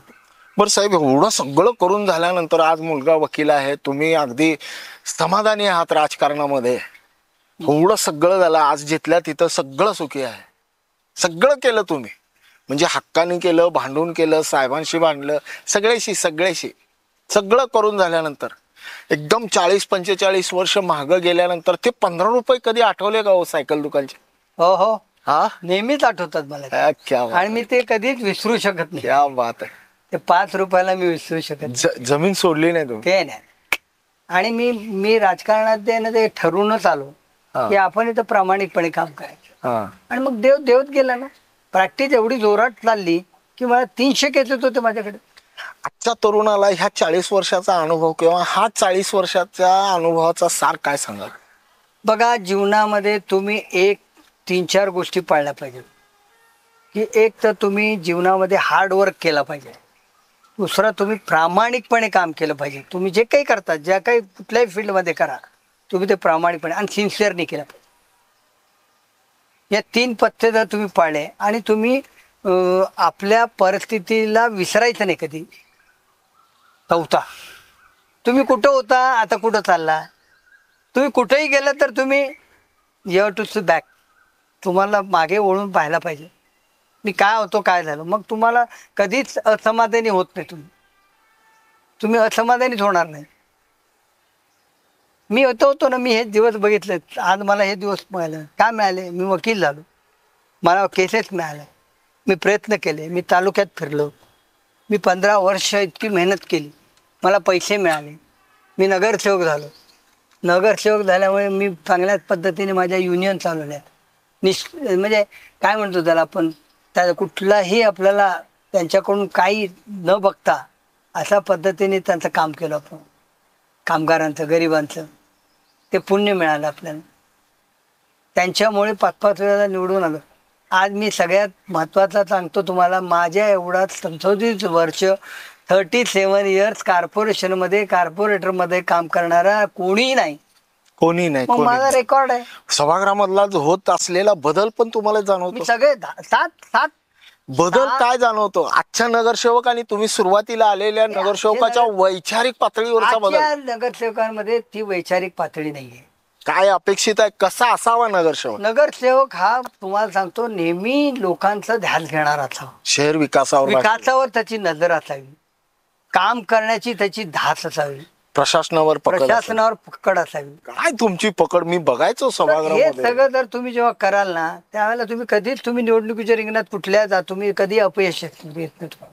साहेब तुम्ही म्हणजे मी अनुभव घेतलोय की तुमच्या बॅचचे किंवा तुमच्या बरोबरचे जेव्हा सभागृहामध्ये बोलायला उभा राहायचे तर माननीय महापौर म्हणून असं संबोधन करून उभा राहायचे आणि तितकी आदब ही त्यांच्या शरीराच्या हालचालीवर दिसायची. पण आजचे नगरसेवक आपण बसतो त्या डायसवर पाय ठेवून बोलतात. नाही नाही.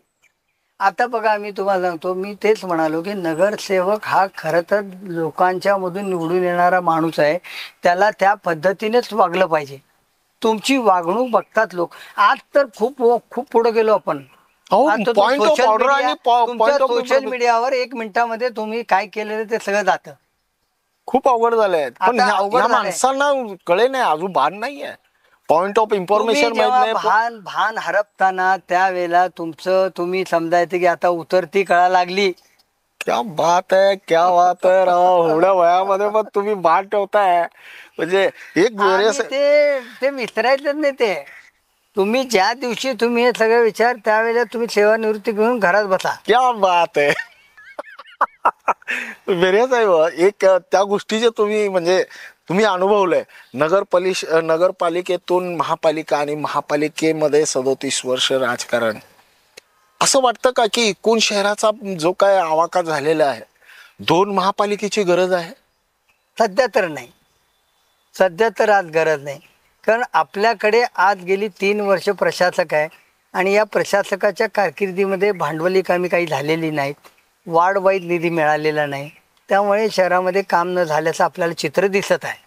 पण ज्या ज्या वेळेला महापालिका अस्तित्वात येईल, ज्या ज्या वेळेला लोकप्रतिनिधी ते येतील, ते लोकप्रतिनिधी पुन्हा निवडून येण्याच्या दृष्टिकोनातून ते आपापल्या प्रभागामध्ये लक्ष देऊन काम करतात. आणखी किती वर्ष जातील की दुसरी महापालिका तयार होण्यास? अजून जवळजवळ 20-1 वर्ष लागतील. 20-1 वर्ष. एवढ्या सगळ्यामध्ये स्वतःची आवड निवड कधी जोपासली? मी एक केलं की मी किती बिझी असलो काही असलो तर मी फॅमिलीला थोडा वेळ देण्याचा मी कधी टाळलो. चित्रपट वगैरे नाही, बघायचं? चित्रपट बघत नाही. मला हा. आवड नाही चित्रपटाची. मग वाचन? मी शेताकडे जात. शेताकडे शेती करायला आवडते? शेतीचं काम बघायला आवडतं मला. हो.